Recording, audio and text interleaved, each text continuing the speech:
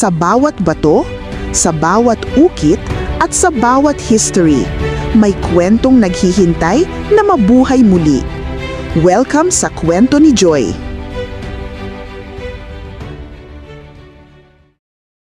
Batang prodigy.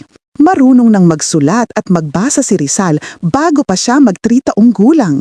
Tinuruan siya ng kanyang ina, si Doña Teodora.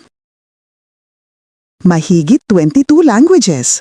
Nakakapagsalita at nakakasulat siya ng 22 wika tulad ng Spanish, French, German, Japanese at kahit Arabic. All-around artist. Hindi lang siya manunulat, isa rin siyang pintor, iskultor, manlililok at musikero.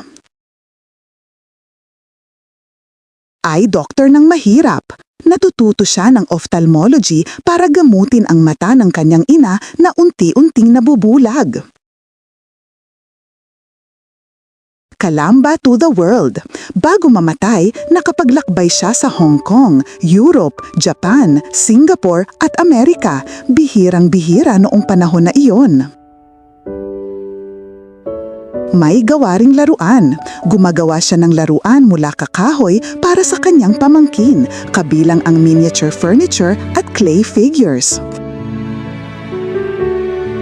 Plant lover. Mahilig siya sa halaman at nagtanim pa ng iba't ibang uri ng orchids, mangga at kakao sa dapitan. Secret agent? Maraming history experts ang naniniwalang si Rizal ay minsang ginamit bilang informant ng ilang kilusang makabayan, pero hindi siya pabor sa marahas na paraan.